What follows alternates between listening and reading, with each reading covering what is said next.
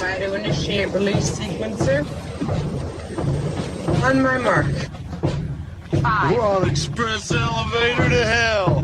Going down. 2. 1. Mark.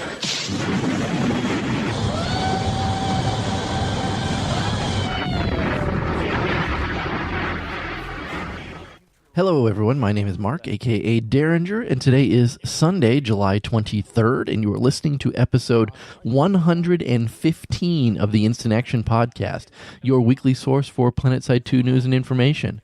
As always, I'm brought to you by great listeners like you via the Support the Show tab on instantactionpodcast.com.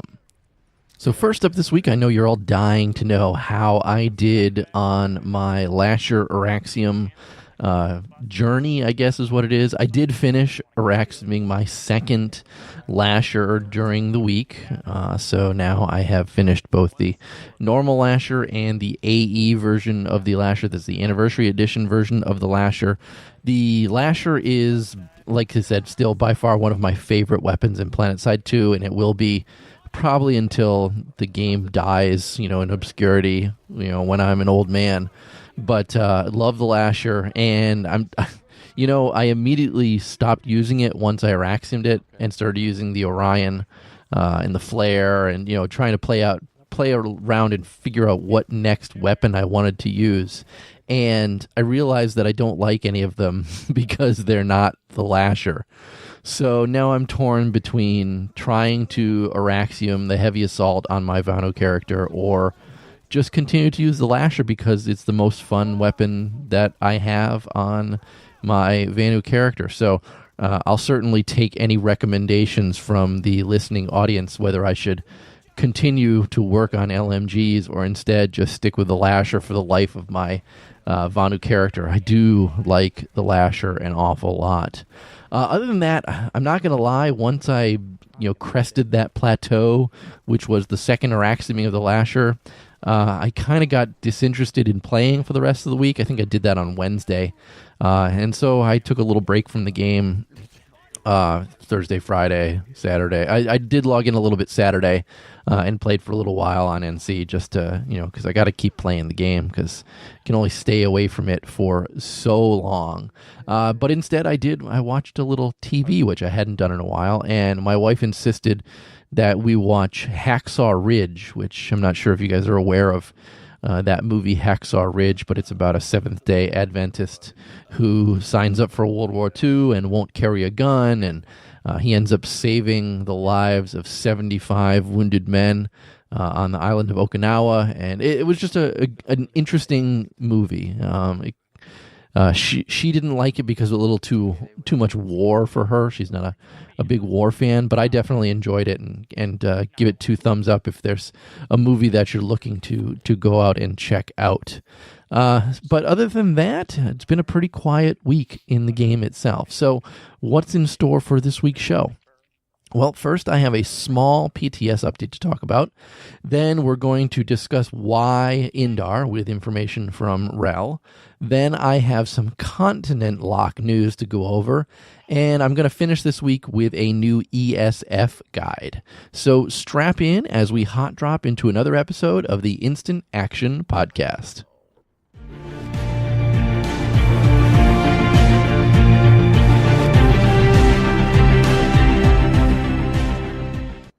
All right, like I said, first we had a PTS update on July 19th, and again, this is PC folks only, because if you're on PS4, you do not have access to the PTS. It's something that only PC players are going to get access to. But we had a little bit of an adjusted or an additional Indar update. Now, I know I talked about a PTS update a couple weeks ago, and all these changes are building on top of that previous PTS update. So like I said, we got some base design changes within the game itself. Indar Bay Point got some additional cleanup and cover improvements. The Tarich Depot to Tarich Tower road was added between those two bases, and also a lattice link was corrected between them. Tarich Recycling had its bay door size reduced. The Crown had its vehicle capture point A is now showing as point D instead of A. And they also did a work in progress pass on increasing the width of one of the underground stairwells. Indar Comare had its northern route cleaned up a bit. Dahaka Southern Post had its Sunder area added closer to the eastern side of the base. Howling Pass had its eastern area adjusted to be opened and more accessible to routes from the north. The area north of the base also now has a large Sunder garage amidst a ruined shipping depot, and they also moved A point to the western vehicle shield generator building. And finally, they moved the vehicle shield generators into perimeter towers to make them more vulnerable to attackers itself. Howling Pass got probably the biggest change out of all the bases on Indar in this PTS patch. Crimson Bluff Tower had its capture point moved to the northeastern building. That's kind of a big change. We all know that they've been moving towards moving capture points out of towers to make defending them a little bit harder and attacking them a little easier. Feldspar Canyon Base had the same thing happen, but instead it was moved to the building in the south. The Aladdam, Rashnu, and Swarva Biolabs received the cover passes to help foster better fights within the dome itself, and each biolab have minor variations in cover received. This cover pass that they're talking about is what we've seen on the other continents' biolabs, where there are now walls to prevent farming into spawn rooms and things like that. So, again, this is all coming to the Indar biolabs as well. Finally, Seabed Listening Post had its vehicle pad and spawn room moved to the northern side of the base. The combat area was completely redone. The capture point is now in the courtyard between two L-shaped buildings. They added a Sunder garage where the old vehicle pad used to be, and they added a hidden infantry route to the eastern side of the base itself. So again, a lot of little changes to a whole bunch of different bases on Indar itself. Some miscellaneous changes and additions. They adjusted the vehicle capture banner rotation speed. They made some additional adjustments to the racer frame's slipperiness and controllability, and this is directly in relation to the complaints that drivers are giving them, specifically harasser drivers. They also significantly structured how jump jet visuals work with light assaults, and this allows for adaptable jet exhaust locations based on the armor that the player has equipped. They are looking for feedback regarding this. I know that there was a Reddit post from Iridar talking about his thoughts and everything, and I know a lot of people were commenting on that. I would suggest jumping on board to that Reddit post and providing your feedback if you saw any of these. And they've also added Doku's Zealot armor bundle to the depot itself, so that should be coming to live shortly soon. So again, a whole bunch of different little base changes. As you can see, like I said, not a ton of changes, except, like I said, I think Howling Pass is probably the biggest change that we've seen, and a couple other miscellaneous changes and additions. There were some bug fixes. I'm not going to dig into what those were. And there are some known issues with this PTS patch. I will include a link to the patch notes on instantactionpodcast.com so you guys can check that out if you need to know what the existing bugs are or existing issues are with it. So again, small PTS patch, and with that, let's move on to why they're focusing on Indar currently.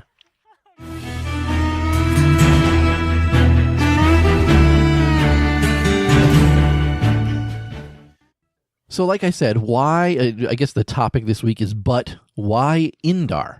And this is based on a YouTube video that Wrel put out. He put it out on the 22nd, so just on Saturday, yesterday, going by this recording date. And it was his goal in this video to just kind of explain why Daybreak Games is currently focusing on some changes to Indar. Because most players right now are complaining about Esamir and Hassan, who seem to have the bigger problems, not so much Indar currently.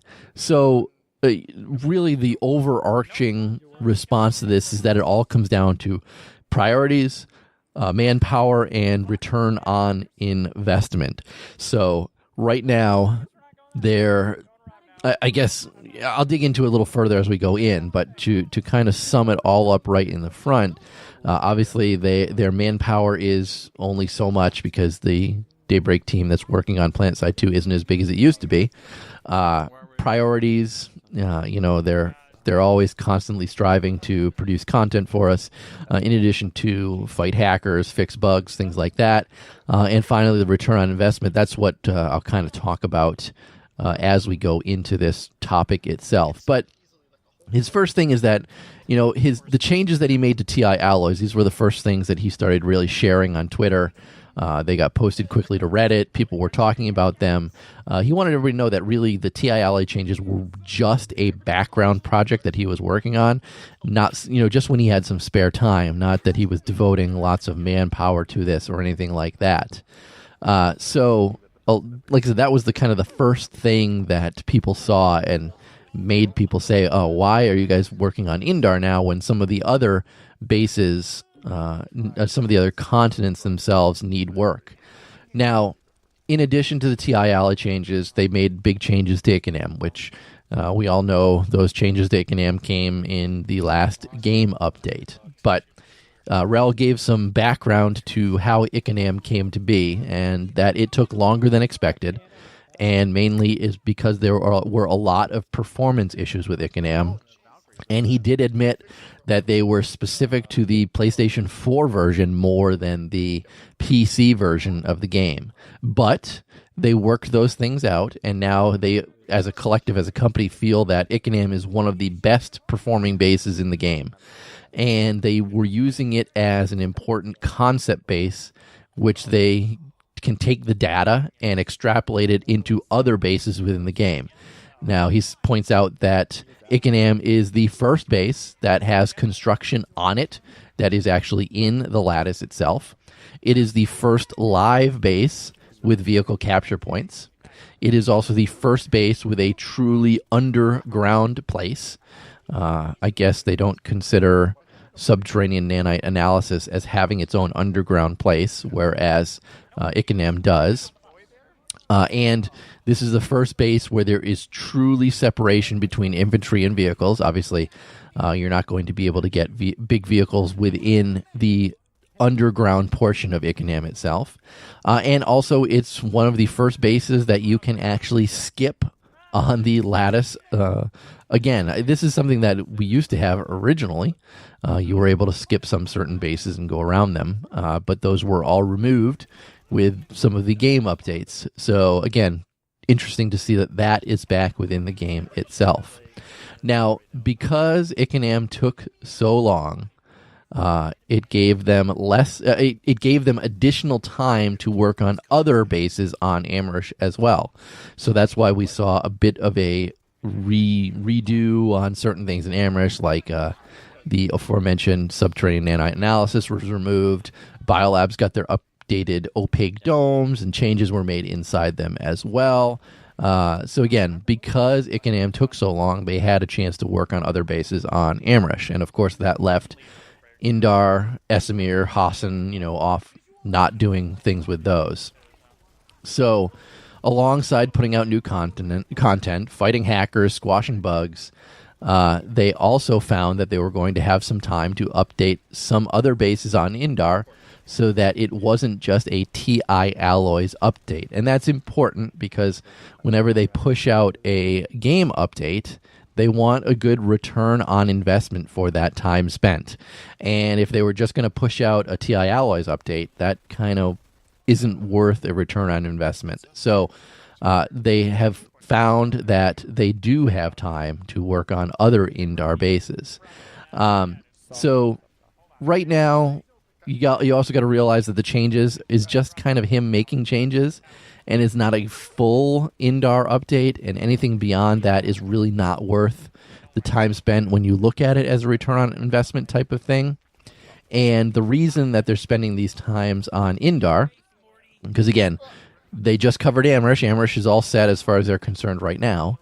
Esamir and Hassan, they feel, are going to take a lot more work to get into a state that they want them to be, and also to market as an improvement to the game itself.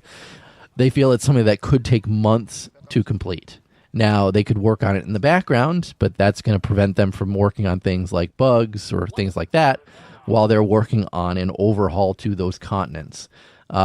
This, coincidentally, is the same reason that they weren't able to roll out the Biolab update initially to Indar.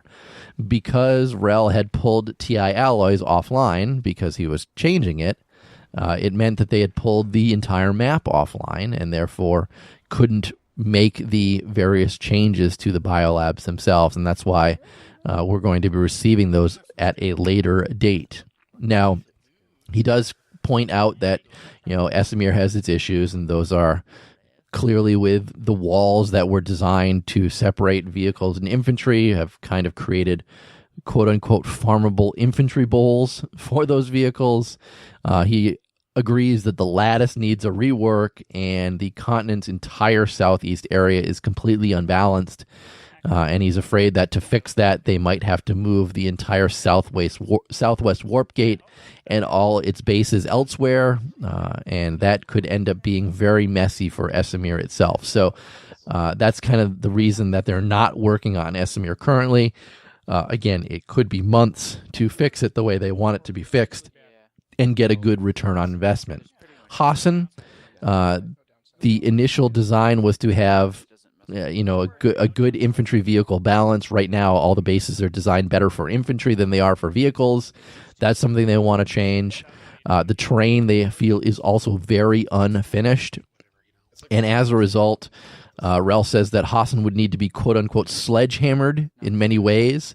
But he does think that the lattice and base placement is currently in a good position. So maybe it won't take as long as Esamir to fix, but still we're probably talking about a month or more to correct Hassan. So that means any changes to Esamir and Hassan are going to take a huge commitment of time from the development team. And they are not in any rush to revisit the OMFG, that's Operation Make Faster Game, that happened a long time ago on all the various continents back in, a number of years ago. They don't want to do that to Esamir and Hassan because, and he says this specifically, that any drought in content is going to kill Planetside 2. So they, as a developed team, have decided not to stop working on content and instead to focus on a continent. So I guess it kind of means I don't know when we're going to see Esamir and Hassan getting fixed beyond the point that they are currently.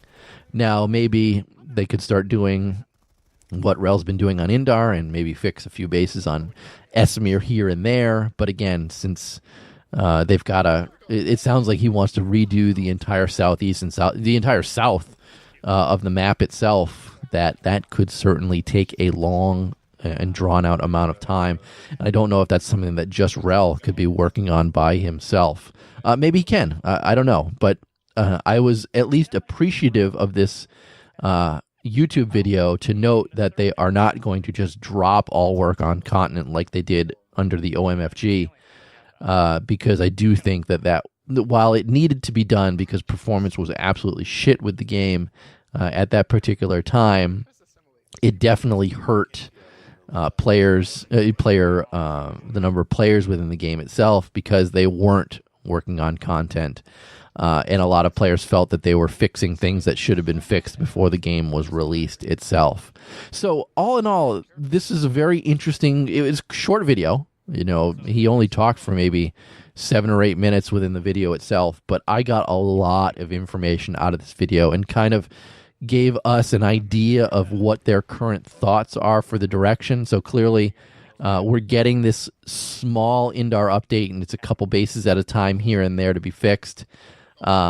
Maybe we'll see something like that. If I had to guess, and I have no inside information, this is just me making an educated guess based on these comments, that maybe we'll see something with Hassan before we'll see something with Esamir. If they need to rework the entire southern half of the map, that could be much longer than what they need to do for Hassan, which is just a matter of make it better for between infantry and vehicles, finish some of the terrain, things like that. So If I had to guess, we might see Hassan next on the list of things getting changed, and maybe saving Esamir for last. Again, I thought it was a good video, well worth your 6 or 7 minutes to go and watch and listen to. Like always, I will include a link to the video itself on instantactionpodcast.com under this week's show notes, so you guys can go check that out and leave your comments there as well. And with that, let's move on to our third topic this week.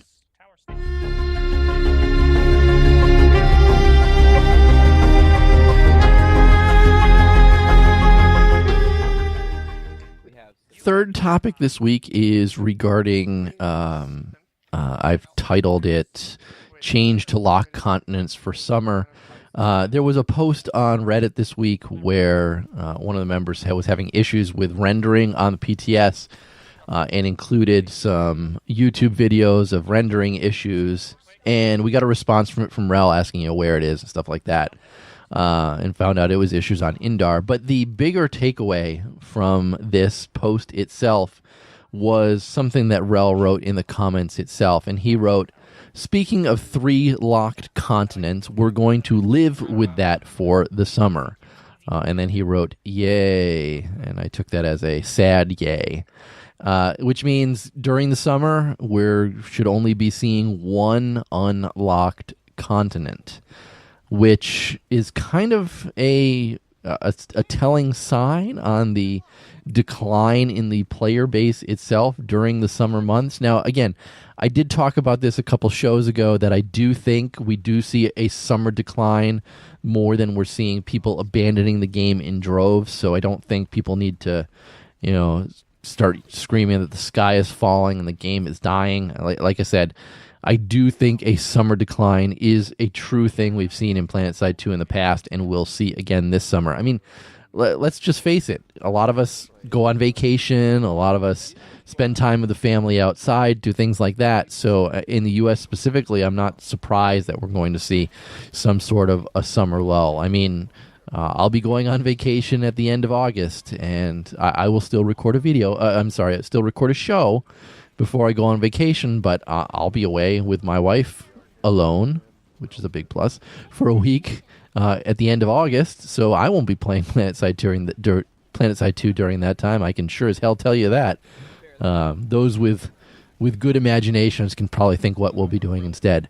But getting back to this 3 locked continents for summer, Wrel did give further information regarding this, and that the 3 locks will take place only when there are 600 or fewer players.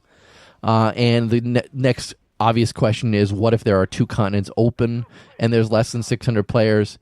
If there are 2 continents open and the population dips below 600, it just won't open another continent when one of the 2 continents locks.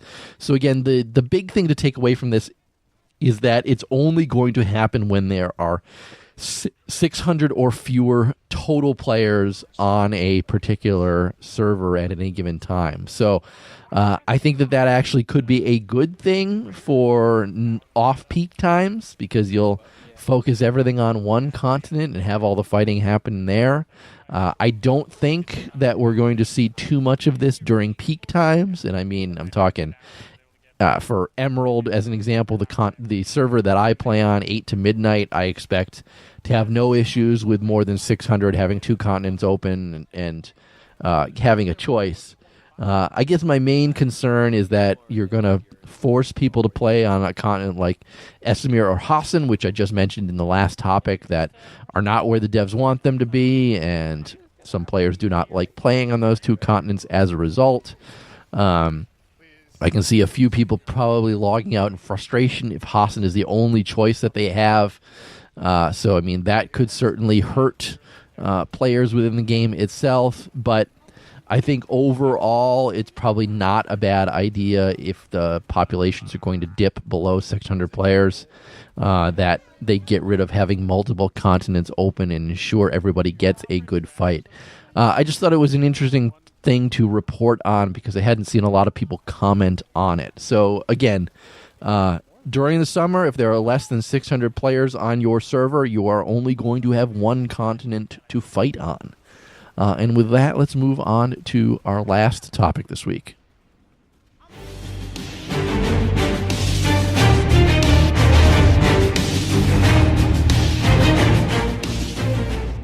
Topic number 5 is the ESF Top Gun Guide by Hater. Now, you guys will recall I had Hater on a number of shows ago. What episode was he on? Let's see. It was all the way back on episode 61 when we got a big ESF change. And Hater is back. Not that he's been gone or disappeared or wasn't playing the game or anything like that, but he has put together an Empire-specific fighter guide. He put it up on the Steam community, not Reddit, not the official forums or anything like that. And he says, do you aspire to be the Maverick or Iceman of Planetside 2? You can come to his guide to learn everything you need to know about ESFs in Planetside 2. There's some good material for beginners looking to be anything from career pilots to just wanting to hone their skills a bit, not to crash and burn every few seconds. Those two are kind of me. He has a couple goals for the guide, or he says they're goals, but they're really two target audience. The first is those wishing to be career or at least predominantly ESF pilots, and a second group that are those just wishing to get better at flying Empire-specific fighters, but not have it be their sole focus in Planetside 2 itself. And that's good. Empire-specific fighters, I'm sure everybody knows what those are, but just to clarify, this is a Mosquito, this is a Reaver, this is a Scythe. Those are your Empire-specific fighters. And while this guide is specifically for those, you might be able to bring some of this information to Liberators, maybe some to Galaxies, maybe some to Valkyries, but certainly nowhere near as much as just Empire-specific fighters in general. And he has quite a few different topic sections. He's got a section on learning and setting your controls, and he gives you some good pointers on how to set up your mouse and keyboard bindings for this. He has a section on basic maneuvering, which is just, like it says, how to basically fly an ESF. He has a section for intermediate maneuvering, and specifically teaches you how to use the reverse maneuver. And this includes YouTube videos and a good written description of the reverse maneuver and how to do it. He's got a section on advanced maneuvering and dueling etiquette. He has a section that covers ESF nose gun loadouts, and he lists all the various nose gun options and what he thinks are the best and why. He has a section on ESF wing mount loadouts, again, explaining each different one, what they are, and why he would choose what he does. He has a section for your airframe choice. He has a section for your utility slot, a section for your defense slot. And next, he has a section for cert paths, and he has one that he calls the Sky Knight cert path, and that is if someone's going to be a career pilot or fly ESFs predominantly. And then he has a section for Sky Squires, which is where I would consider myself a non-career pilot who's just looking to get better. And these are good. These cert paths tell you a good linear progression on where you should be spending your certs within ESFs to fly better and play better. Next, he has a section on training your situational awareness. He also has a section on solo flying, and he also has a section on wingman, squadron, and group flying. All very good topics on how to play and fly ESFs better. He also has two sections on common threats, one that explains flak and one that explains lock-ons and how to deal with both of them. And also he has a full FAQ section as well, where he's got some additional nuggets of wisdom. All in all, if you have ever wanted to fly an ESF or get better at flying an ESF, there is no one that I can recommend you get information more from than Hater. He doesn't like to toot his own horn, and he does not like to call himself an ace in Planetside 2, but I think he is probably one of the better flyers out there, and if anything, one of the better people to get all this kind of information from. So If you have ever wanted to fly, or if you have ever wanted to just get better at flying, or were looking for some information on how to spend your certs, what nose gun, what wing mounts to use, what airframe utility or defense slot to choose, this right now is the definitive guide, and it is current and up to date with the most recent game updates and information from Daybreak Games and Planetside 2. As always, I will include a link to this on instantactionpodcast.com. I'm going to link directly to the Steam community page so you can check it there, but there is also a Reddit post about it as well on the Planetside Reddit, where he's been responding to people's comments there as well. Again, all in all, if you want to fly, this is the guide to go and check out. And with that, let's move on to housekeeping this week. Housekeeping. Housekeeping. Come back later, please. Housekeeping. Not now. Housekeeping. Go away. I coming anyway? So for housekeeping, I didn't get any emails, voicemails, or anything like that this week. It was a quiet week. Well, that's not true. I did get a response from Mordak thanking me. It wasn't anything more than that. Saying that he really appreciated the information that I gave him and really appreciated me sending him over to Iridar's website as well. Iridar's website is a useful resource for all information that you're looking for. So you're welcome, Mordak, for that information, and I hope you are having fun with either the Anchor or the GD22S. I'll be curious to see which one you're using. So with that, I guess that's going to be it for this week's show. So how can you get in touch with me or the show itself? Well, as always, visit my website, www.instantactionpodcast.com. Send me an email at instantactionshow@gmail.com. You can always call me and leave me a voicemail. That's 347-486-4772 or 347-4VM4PS2. The show's Twitter account is at InstActPodcast. And as always, my personal Twitter account is at The Derringer. So in closing, if you've enjoyed the show, please leave me a review on your podcast listening avenue of choice, whether it's iTunes, Stitcher, Google Play, or anywhere else. Also, feel free to tell your friends and outfit mates about the show. And finally, thanks for listening, and keep spamming that Join Combat, formerly known as Instant Action button.